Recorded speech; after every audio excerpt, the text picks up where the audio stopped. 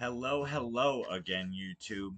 So, the basis of today's video is some rather uncomfortable topics, but I know things that I'm definitely not alone in.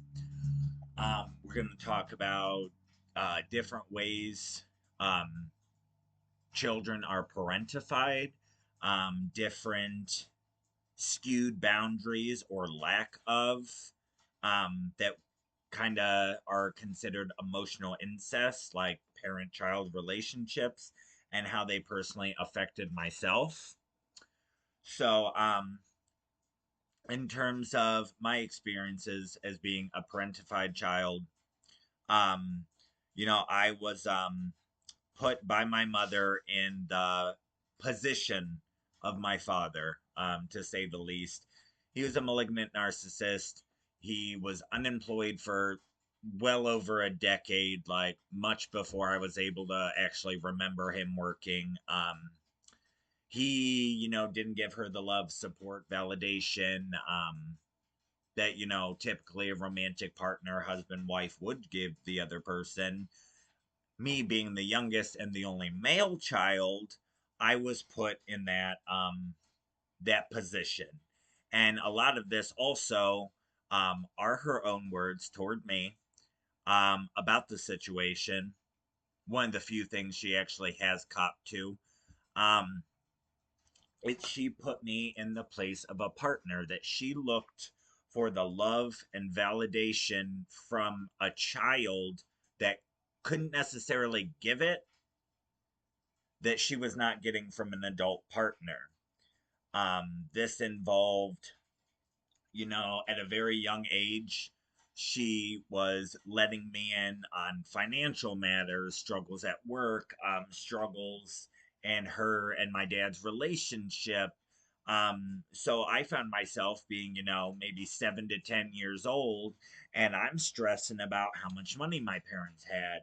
Are the bills getting paid? Oh my God, my mom just said that, oh, because I wanted this toy, now we're going to be broke. So I'm feeling guilty about asking for something. And now I'm the cause for, the financial ruin or financial burden. Just things that were inappropriate to have a child do. One of the biggest, just be responsible for your parents' emotional well being, being put there to meet your parents' needs, which, in terms of having a narcissistic parent, or even one that's not narcissistic, but more so a just bottom line toxic. Um, a child cannot give you those things. A child is not supposed to and is not responsible to give you those things. Most healthy adults um, would, okay, be able to self soothe or be able to work out things with their partner, and generally would try and keep most of the adult conversations between the adults. Um, but I guess this gave her some semblance of, like, maybe it strengthened the cognitive dissonance that she had a good relationship, or that we had a good home life, etc. Um, this led to, emotional incest, in terms of, like, my father slept on the couch because he was an abusive piece of shit. Okay. So she wanted me to sleep in her room until, 8, 12, 13, whatever, so she would feel comfortable. She didn't want to sleep alone, so she kept putting me in that position to be able to give her the things that a partner should have. And again, completely unacceptable, completely unokay, no ifs, ands, or buts about it, unacceptable. Um, just putting me on the pedestal to give her emotional validation, fulfillment, etc. And then if I could not meet those, let's just be blunt, unreal expectations for a child, um, I was cast off. It wasn't always met with screaming and yelling. A lot of it would be simple things as, like, just withdrawing love. Maybe we had planned to go out to lunch or something. We were going to go grab some food after a doctor's appointment or something. And then she'd cancel the doctor's appointment. She'd cancel lunch. And, oh, I just don't feel like it. Or my favorite was if she was upset and wanted to withdraw love to, have some sort of control. It would be, oh, yeah, whatever. Love you, mom. Or love you, mom. Oh, you too. You know what I'm saying? Just those subtle little things to take a jab. And as a child, it's like, okay, then I feel shameful. I feel guilty that there's something wrong with me because clearly that's the only reason that a parent, you know what I'm saying, would withdraw love from a child, not knowing as a child that there are people, there are adults that are highly manipulative and seek nothing more than to control others for their own benefit. Um, we had a very codependent and anxiously attached relationship to the point of that furthered me not being able to experience things most kids do as a kid, as a teenager, like school dances. Nope. Going to friends' birthday parties. Nope. Having my own birthday parties. Nope. If I was away from her, if I spent any time away from her or anything, it was a personal hit. She could not regulate her own emotions without me present. An adult. That was 100% on me in her mind to make her happy, to soothe her, to, oh, it's going to be okay. But then, in terms of the abuse that I endured from her and my father and siblings, etc., I was on my own with that. You know what I'm saying? She could not be bothered with that. Um, and that codependency can lead to a lot of different things. But first, I want to get to something I actually just read a couple hours ago, if I can remember it right. It was a study done with non-humans, so in other words, like some type of animal. I'm assuming mammal or something. Then even when um, the caregiver animal was kind of linked to fear, danger, or whatever, that animal got even closer to the caregiving animal. Same in people, even though um, that caregiver is a source of unrest, of anxiety, of fear, possibly, physical danger in a lot of cases, that it is hardwired into us as children that you cannot necessarily just think of your parent as, oh, they're horrible, gotta avoid them. Is the more you feel unsafe and unprotected, even if it is because of that caregiver, you will get even closer because you know what I'm saying? We, of course, relate a mother, a father, whatever with protection, safety, security, those things. So it's almost like Stockholm syndrome, kind of, you're like in love with your abuser, but you're, you know, joined at the hip with this person that's destroying you. And the more they destroy you, the closer you get. And the tighter that attachment gets, no matter how damaging it is. Um, and like, this definitely affected me in my first serious relationship, led to me becoming kind of re-victimized, re-traumatized.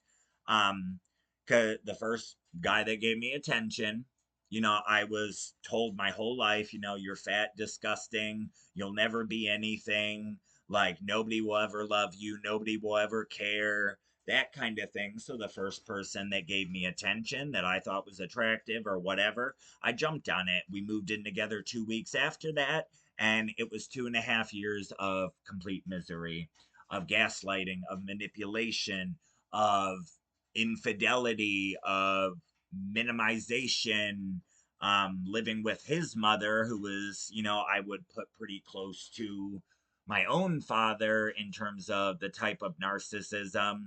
would lock us in the basement, the refinished basement that we lived in and rented. We paid to live there. She would lock us in the basement. Okay, so we had no access to the food upstairs that we bought. We had no access to get out, you know, kicked my dog down the stairs, constantly waking up us up in the middle of the night, like random shit, like, oh my god, there's a fork in the sink, whatever, like stupid shit. Um, but because of the way I grew up, the dynamics that were in my family, and I was so accustomed to this codependency, all these anxious attachments, maybe even, a bit of Stockholm syndrome, that I repeated that. I did not catch it, maybe, but then also, maybe I did, because it's the fact of when you're used to chaos, even though it's terribly uncomfortable, it's terribly distressing, it's familiar, so familiar in familiarity is comfort. And then when you're used to chaos and then you have peace, that becomes chaotic because it's so taboo. It's something you're not used to. And if you grew up with narcissistic parents or narcissistic family members, siblings, friends, whatever, you know that you're waiting for the other shoe to drop. Like, it was almost like I preferred to have someone that was outwardly like who they were, outwardly narcissistic or outwardly abusive and toxic, because then I knew what to expect. You know what I'm saying? But with a narcissist, you can, I guess, kind of at first, after a while, um, get onto the patterns of behavior. Okay, like with like my parents, you could give me any situation, I could almost write you out a blow by blow, a full script on how things would go, and be on point about it.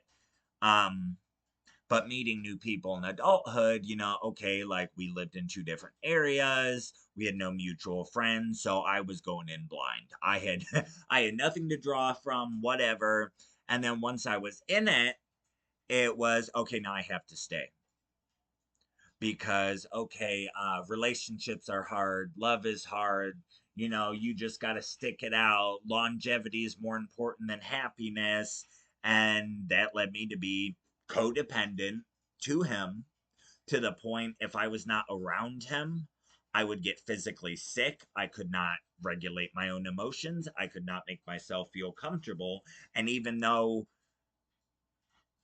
every day that I was continuously with him, I was more and more a shell of my own self, I stayed because of that attachment. You know, that you're the source of this danger and this emotional upset, maybe actually physical harm. But the more you harm me, the closer I'd get, because in reality, just like a parent, a romantic partner, a healthy one would give you support, validate your pain and experiences, cop to and take accountability and responsibility for the things they've done, um, that have maybe hurt you or hurt their relationship. So I kept getting closer to him because I knew that's the source of where that validation and support and reassurance was supposed to come from. But I was constantly met with invalidation, minimization, gaslighting, verbal abuse, smear campaigns, to the point we lived with a couple of his friends. And of course, then I felt awkward because I was totally at his mercy, because I was an hour and a half away from any of my people. I was completely stuck. And if I were to bring up anything, anything, um, that he did or how I felt about something, then he would, what I'm saying, he would withdraw love, kind of like my mom, or he would smear me to all of his friends. So then I'd come home from work, him and all of his friends are, sitting playing Xbox, doing whatever. And then I would walk into the room and get dirty looks, get sneers, side eye glances, whispers, because, of course, nobody cared about what was actually happening, but because they knew him first, they automatically believed what he said, and that further isolated me and further, made me feel even more stuck. Um, and then back to um, the basis of this video is parentified children. Um, the effects this had on me in terms of like in my childhood. Okay, I was supposed to stress about finances. I was supposed to stress about bills and how things were going to work and whatever, even though I had no ability to control any of these things because I was a child and they were the adults. But I was put in the fact of protecting my mother. So here, peep this, because we're gonna get into a little bit of my family dynamic. So you have my father, which is the patriarch, um, absolute abusive narcissist in all forms, you know, abuses the hell out of my mother. By time I'm born, she's done fighting back, whatever. um, Puts me in the position of her protector and her safety net and her support and all this. And then at 11, 12, 13 years old, I'm getting to the point to where I am feeling obligated to get in between physical fights between my parents, which ended up making my abuse worse, but that was okay to her because then she was safe. Getting in every single argument between them. That what she put me in that place. So we had, vulnerable narcissistic mother trying to protect herself from malignant narcissist father. Um, so in a way, she manipulated the hell out of me. So because I was codependent and, kind of, I guess, anxiously attached amongst other things to her, she used that against him and used me as a pawn to fight her battles for her instead of leaving the situation. And this was what they were married for 34 years. You know what I'm saying? And it's like, I don't care. I understand, and I've done much research about domestic violence, and I understand, especially in narcissistic relationships, it is not always easy or viable to leave, but then also to be equally as complicit because you also abuse or you enable an abuser and or encourage the abuse being done. You are just as guilty. I do not care about her past. I do not care what either of my parents went through. I know the stories. Either way, no ifs, ands, or buts. It was unacceptable. Their behavior to their children was unacceptable. No ifs, ands, or buts. What does that do in a parentified child that is kind of made to stress about adult decisions and adult situations that they have no control over? Oh, gee, it fosters helplessness, hopelessness, self blame, like, oh, I should have been able to fix this. Oh, my mom's unhappy because I wasn't home from school yet when my dad started in on her. All these things that a child is not responsible for, and a parentified child, this can absolutely just crush your whole world. Absolutely crush your whole world. Um, and we'll get more to also on the emotional incest part. And obviously, everyone knows what incest is. Emotional incest, bit different, but same kind of category.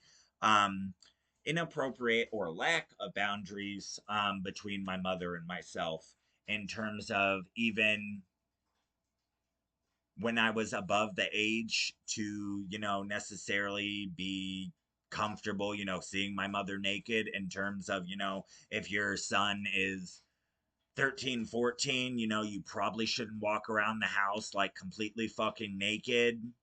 Um, Encouraging, me to take baths with her, past the age that was appropriate. Again, the parentified child put in the position of the other parent, of the partner, to where it got to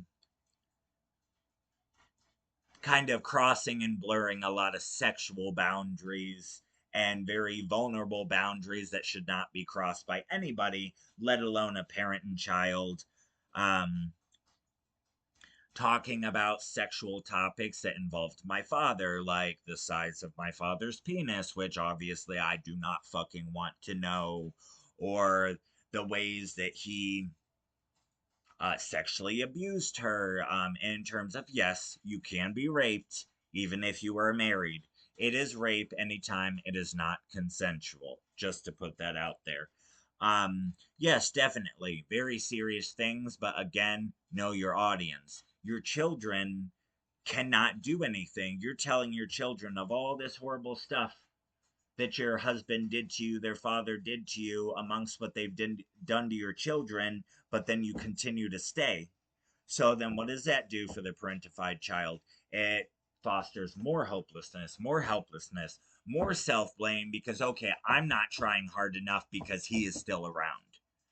Um, and this led to adult relationships, just lack of boundaries, and just in general, fucked up boundaries between myself and adult relationships, myself and friendships, myself and relationships between my other siblings or other family members. And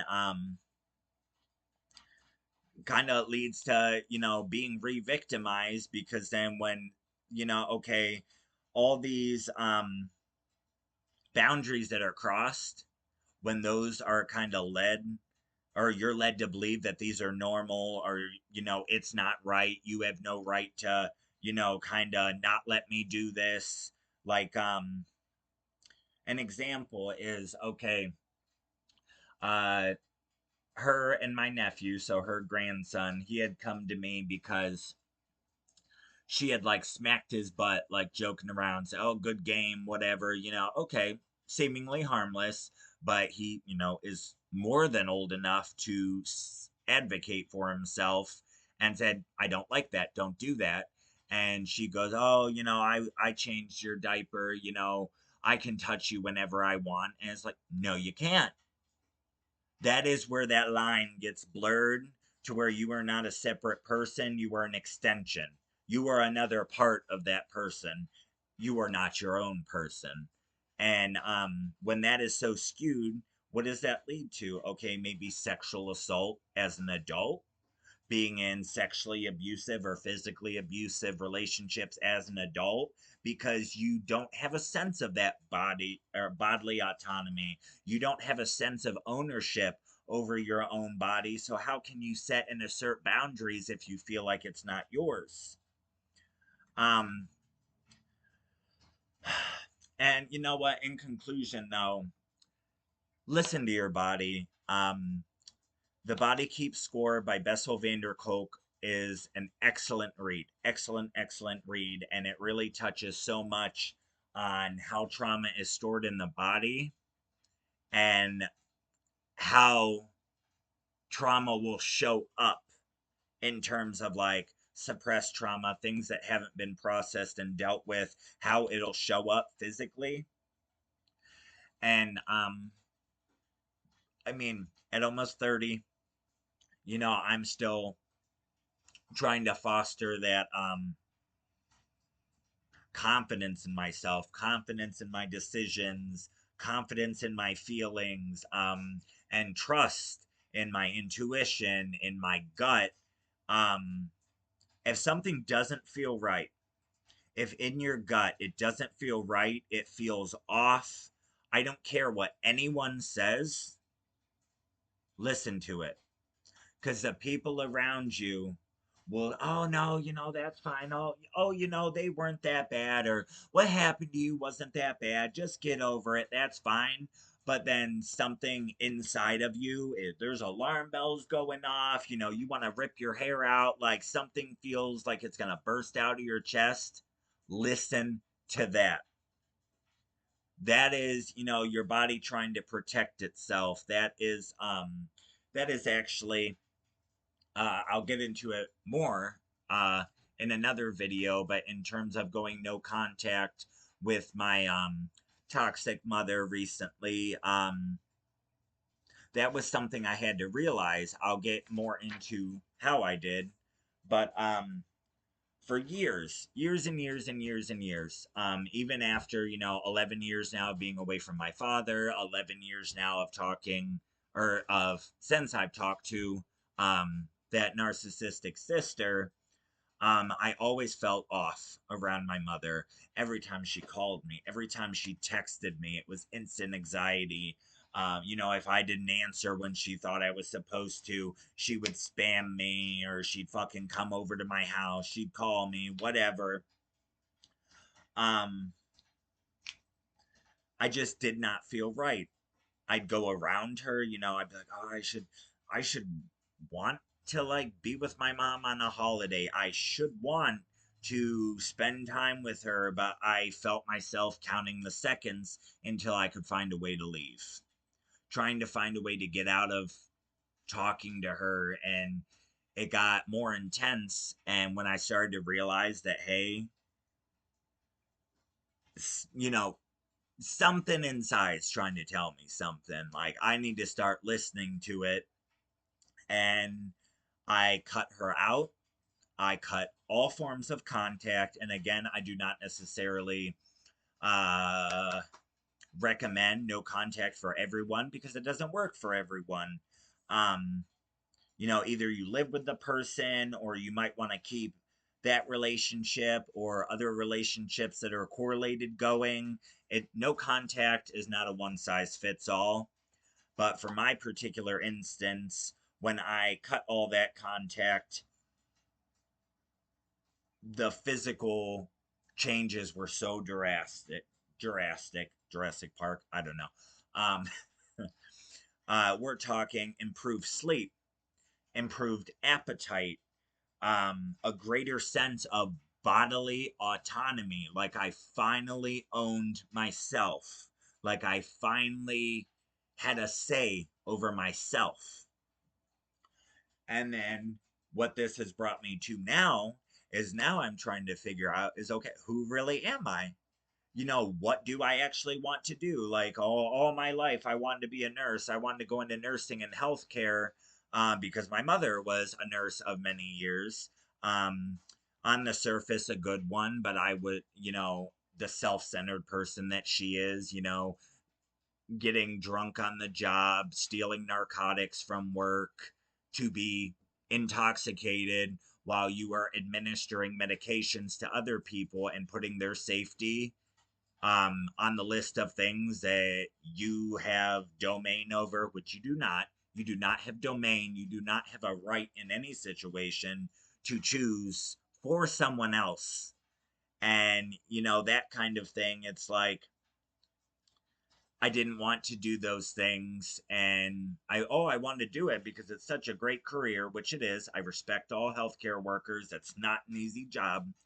But then to see her and then connect that with my, possible career choice, I realized that, okay, that's more so what she wanted. That's again that extension of herself. I was not my own person, so I had to almost, like a bad remake, like all these movies and shows they're remaking, like the new Lion King, the new Little Mermaid, the new version of Roseanne and Fuller House and whatever. I had to almost mirror her life. And, I am figuring out, what do I actually want to do career wise. How do I actually feel about certain things? How do I actually feel about myself? Um, what direction do I want to go in life? I'm saying these are finally things that I'm starting to be able to feel comfortable enough to think about and to explore, because I'm not under the thumb of anybody anymore. And I can tell you that no matter what, again, no solution is one size fits all. I do encourage anyone watching, if you are able, I know the resources are not available to everyone. If you can find a licensed therapist or a social worker or a psychiatrist, do so. It will help you immensely to have an unbiased, neutral person and someone that can give you that validation and support where it, lacks in maybe your romantic relationship or, your family dynamic. But also the support system of my husband, uh, couple, very few now, very close friends that have supported me, made me feel heard, made me feel loved. And that's a big thing when you grow up being invalidated all the time and gaslit that your feelings aren't even yours, your feelings aren't even right, your thoughts aren't right, your thoughts aren't yours. It's so hard to even figure out how you feel. So it'll be uncomfortable at first, but when you are finally heard and genuinely, I'm not talking like you're trying to, tell your narcissistic parent or partner about, something close to your heart or something they did that affected you negatively. And they're just like, yeah, yeah, yeah, yeah, I'm so sorry. That just adds insult to injury. You know what I'm saying? That's not being genuinely heard. That is not reassurance. That is not support. Um, find your support system. There are people out there that care about you. And again, subscribe, leave a comment down below or message me. Let's open up a conversation about this topic. I would love to hear things from you guys, and we can take the taboo out of childhood abuse.